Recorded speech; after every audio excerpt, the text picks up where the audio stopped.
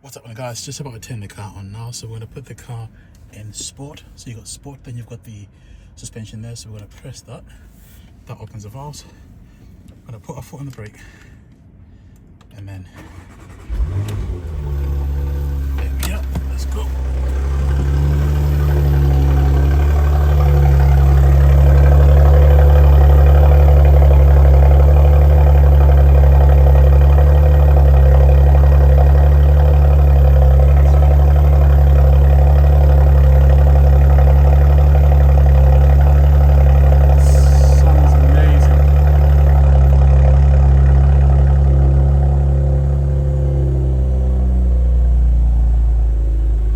That's the cold start finished with now. Gotta give it a few revs. Got the car in sport, so I'm gonna give it a few revs.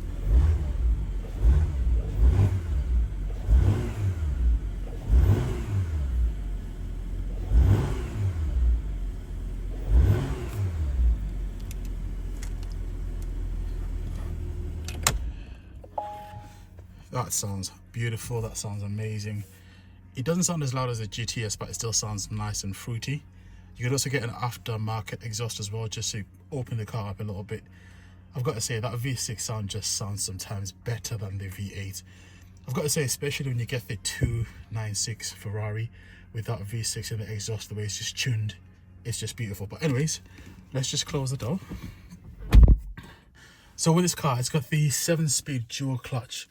What I do like is this haptic feedback does feel very expensive, so you can click these and they do click as well to confirm that you've pressed that.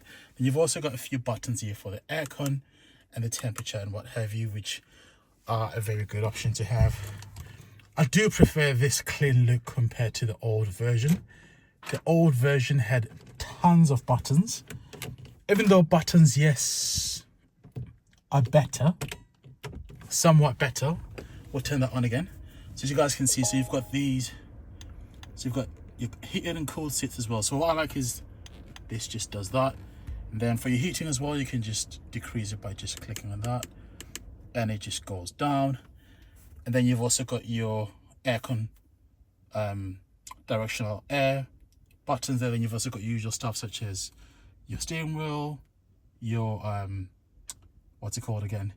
Your start stop as well. I can't even talk properly. I'm just so excited. And you also got these buttons here. So that one over there is for your volume. Then this one over here, I think it's just to choose on your menu there, so you can sort of navigate. Then you've also got your media as well, so you guys know you can, oh, let's turn that off. You can also, you know, do Apple CarPlay as well as Android Auto. Then the car setting is very, very important, because this is where you can then individualize your preferences for the car and what have you. So you've also got that function as well, which goes deeper into different customizations as well. Then you've also got your sat nav as well, which is beautiful, very responsive as well. You can pinch that and it responds almost straight away as well. So this is some of Porsche's latest software system. Maybe not as latest as, like, you know, the one they've got now, but even for a 2022 car, it doesn't feel that old.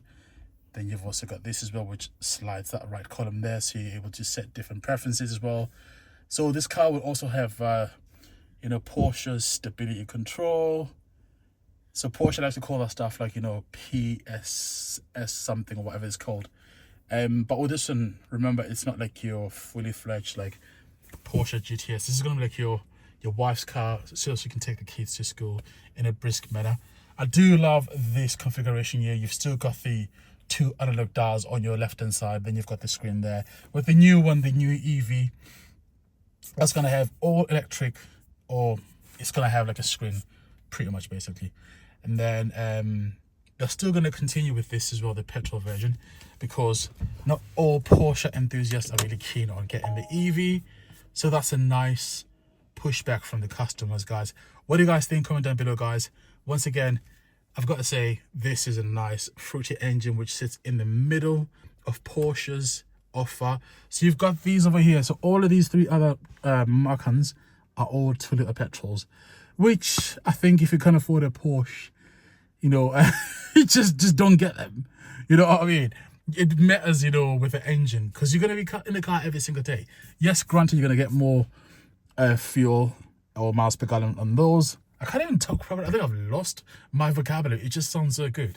Anyways, Porsche startup, I guess speech impediment.